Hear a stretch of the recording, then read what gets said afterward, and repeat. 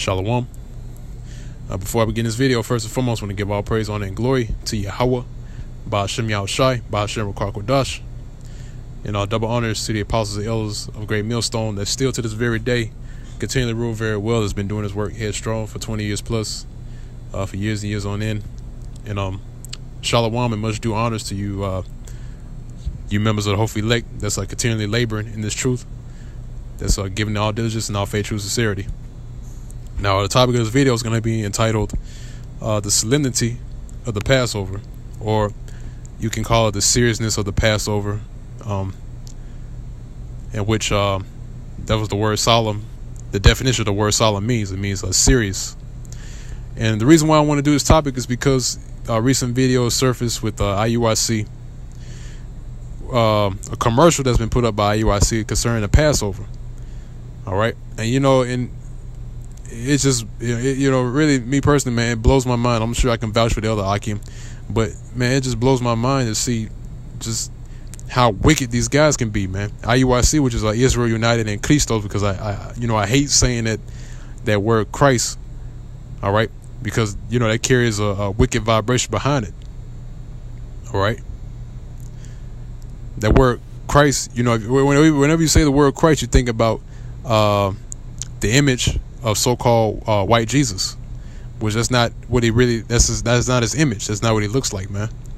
But still to this very day, they push out their image saying that, oh, that's what he looks like. He looks like a so-called white man, which really, that's white supremacy. All right. But once again, going back into the Passover, man, it boggles the mind when we see stuff like this, man, because the Passover is supposed to be a serious assembly. All right, and Salakia too, I'm at work. If I put the phone down, I gotta take care of some people, but just bear me for 1 second.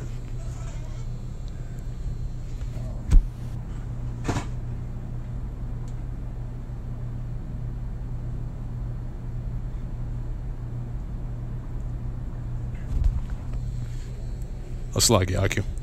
But anyway, yeah, man, that's the solemnity of the Passover, man. The Passover is supposed to be a serious assembly. It's not supposed to be a Israelite party. All right, there's no time for Israelite party. I mean, because going back into the time of history, right? The times that we had our Passover, right, and those during that time of the ancient world, it was all serious, man. They weren't, laughing and, partying, having concerts back during the ancient world. Those times were serious, man. That was during the time we was coming out of Egypt. All right. And also, too, the Lord's Passover, right? That was a serious time. They weren't celebrating, partying, getting drunk and nothing like that. All right. It was serious because, the Lord was about to be delivered to the Romans, man. Okay. But once again, man, IUIC, that their whole thing is prosperity. All right, they think that because you have a big camp and you have these flashy garments and this and that, you can throw a big fancy party and be justified for it. But once again, Salakia, give me a second. Bear me for 1 second.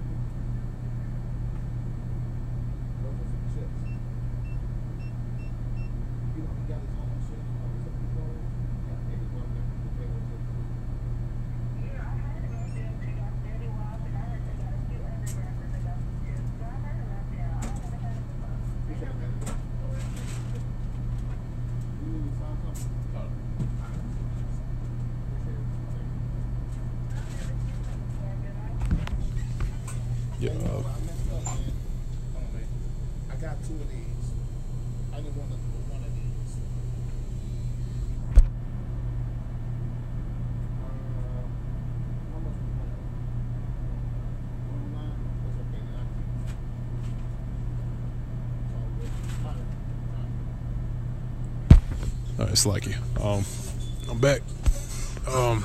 Once again, man, going to the whole thing about IUIC and their Passover. I think because they have a big Passover, it's justified because they use the example of Hezekiah, right? And I know I made mention before about Hezekiah in this Passover, but it was a slip of the tongue, Salakia. I meant to speak about Josiah. Josiah was the one I was talking about having the biggest Passover. And actually, I'm about to get into that and get into that in a minute. I'm about to get into the precepts about the seriousness of the Passover, man, because it's not a time to party, man, especially in the times that we in, man. Even if you have to reflect on what was going on during that time when we did have our Passover. All right. So this is Deuteronomy chapter 16, starting in verse 1. It says, "Observe the month of Abib, and to keep the Passover unto the Yahweh Ba'ashem Yahushai thy power, for in the month Abib, which is the first month, Yahweh Ba'ashem Yahushai thy power brought thee forth out of Egypt by night." All right. So this is to commemorate the time that we was coming out of Egypt. All right. And not only that, the Passover also represents Yahweh Shai. All right. Which I probably have to make a part 2 to this video, Lord willing. But I just want to get in this part of the video, I want to get into the seriousness of the Passover. All right. And we know what the Passover represents, man, but IUIC, they fail to realize what the Passover represents. All right. They think it's a time to get together, eat, drink, have fun. Just like that song. Oh man. They think it's time to get together, eat, drink, have fun, and party and concert and sing and dance. But the thing is that, man, the Passover is a solemn assembly. It's serious. And like I said before, or actually, in the scripture, the same scripture that I'm reading out of, this is the time that was coming out of Egypt. All right. Verse 2 said, "Thou shalt therefore sacrifice the Passover unto the Lord thy power, and of the flock and herd in the place which the Lord shall choose to place his name there. Thou shalt eat no leavened bread with it. 7 days shalt thou eat unleavened bread therewith, even the bread of affliction, for thou camest forth out of the land of Egypt in haste, that thou mayest remember the day when thou camest forth out of the land of Egypt all the days of thy life," man. So that's to show you just the hypocrisy in IUIC, man. This is clearly telling you that this is in the remembrance of the time that was coming out of Egypt, man. All right. And the bitterness, and which that was the bitter herb represent. That's why we eat the bitter herb. It's to represent the bitterness, not only in the land of Egypt, all right, back in the ancient world, but also the modern day Egypt. Okay, that's the bitterness that we went through, all right, and also too the bitterness that Yahweh Shai went through, man. All right, it's more than just on one level concerning the bitter herb and the lamb. Okay. Said that thou mayest remember the day when thou camest forth out of the land of Egypt all the days of thy life, and there shall be no leavened bread seen with thee in all thy coasts 7 days, neither shall there anything of the flesh which thou sacrificest the first day at even remain all night to the morning. Thou mayest not sacrifice a Passover within any of thy gates which the Lord thy power giveth thee, but at the place which the Lord thy power shall choose to place his name in. There's that name again. All right, Israel united in Christ. All right, united in Serapis Christus. It said, "There thou shalt sacrifice the Passover at even, at the going down of the sun, at the season that thou camest forth out of Egypt." Once again, it's reiterating about Egypt. All right. Now, I want to actually let's see. Yeah, let's get down to verse 8. It says, 6 days thou shalt eat unleavened bread. On the 7th day shall be a solemn assembly to the Lord thy power. Thou shalt do no work therein. All right. So once again, man, it's a solemn assembly. It's serious, man. This is a serious event. This is a serious high holy day that we there's nothing to play around with, man. All right. Now I'm gonna go to the book of Exodus chapter 12, and man, there's a lot of demons coming in, man. It's usually when I start doing videos, demons start to show the ugly heads, whenever I start to do a video. But that's neither here or there. The show must go on, man. The show must go on. This is Exodus chapter 12 and verse 11. It says, and thus shall ye eat it, talking about the Passover, the lamb, right, and the bitter herb. It says, with your loins girded, your shoes on your feet, and your staff in your hand, and you shall eat it in haste. It is the Lord's Passover. So we was in haste during that time, man. We was fleeing from the Egyptians, from Pharaoh, right? And we was going to eat it. We were supposed to eat it in haste, man, with our shoes girded, with shoes on, staff in our hands, ready to go. All right, supposed to eat it and get out. Okay, verse 12, it says, for I will pass through the land of Egypt this night. And I'm pretty sure IURC, when they eat, they're there for like the whole night, all the way till midnight, like it's a club or something, man. I can see it right now, man. I wouldn't put it far past them if they did that, man.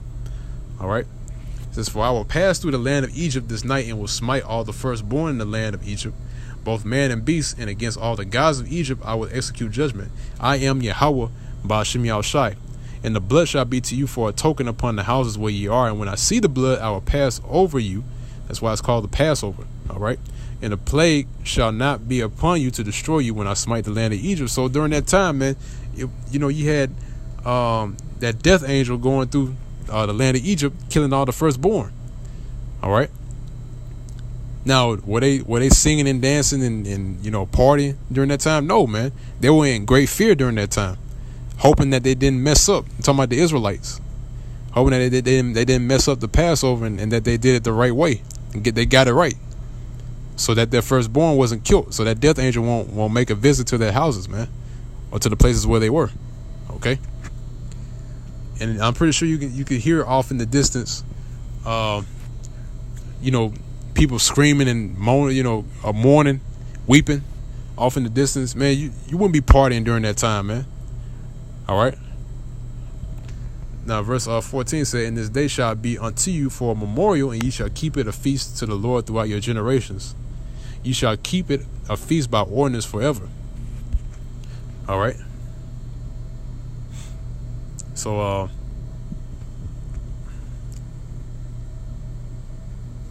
see if I can keep going down just a little bit.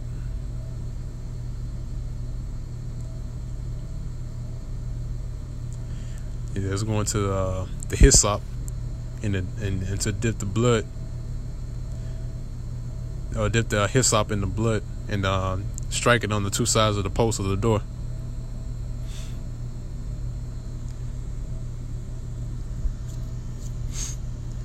All right, now verse 26, it says, and it shall come to pass when your children shall say unto you, what mean ye by this service? All right. It says, verse 27 said that ye shall say, it is the sacrifice of the Lord's Passover, who passed over the houses of the children of Israel in Egypt, when he smote the Egyptians and delivered our houses, and the people bowed the head and worship. And the children of Israel went away and did as the Lord had commanded Moses and Aaron, so did they. All right. So once again, that was a serious time, man. Now let's go to Matthew chapter 26 and verse it's like Matthew 26 verse 19. Now this is during the time of Yahushai. This was the Passover that's spoken about when Yahushai was walking the earth. This Matthew chapter 26 verse 19 saying the disciples did as Yahushai had appointed them, and they made ready the Passover. Now when the even was come, he sat down with the 12, and as they did eat, he said, verily, I say unto you, that one of you shall betray me. And they were exceeding sorrowful. So wait a second, they weren't partying, dancing, nothing like that. Yahushua said, look, one of you is going to betray me. All right. Because that was during actually that's after that, he was betrayed. All right. Now it says, and began every one of them to say unto them, Lord, is it I? And he answered and said, he that dippeth his hand with me in the dish, the same shall betray me. The Son of Man goeth as it is written of him, but woe unto that man by whom the Son of Man is betrayed. And it had been good for that man if he had not been born. Then Judas, which betrayed him, answered and said, Master, is it I? And he said unto him, and pay close attention, and he said unto him, thou hast said. So what's that talking about? What's that mean? He said, you said it. All right. So he told Judas right there, he said, you're the guy that's going to betray me. All right. Told it right there to his face, man. He said, yeah, you're the one that's going to betray me. All right. And he also told him, he said, look, wherever you're going to go do, go ahead and do it. All right. If you keep reading down in this chapter. All right. But like I said, that was a serious time. And when we was in the land of Egypt, that was a serious time. So what makes it any different now? All right. And once again, I want to bring out the example of Josiah, right, which I spoke about at the beginning of the video. Second Chronicles 35. And I was slacking once again, man. You know, demons walking up, you know, bothering me while I'm doing this video, man. Give me 1 second, slack it. Bear me for 1 second while I deal with this demon that's walking up.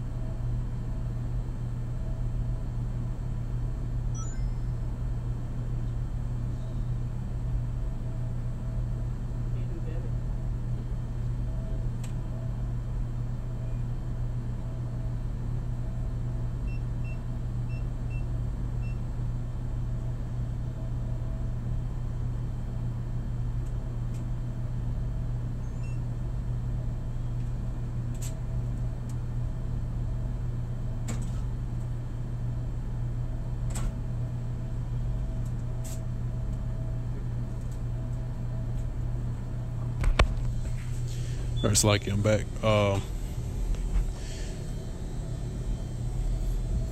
See, I want to get straight to the point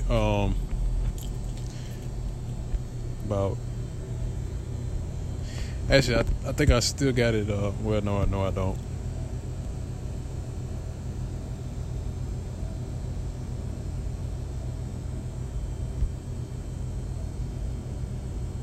See, if I keep scrolling down, okay, here it is.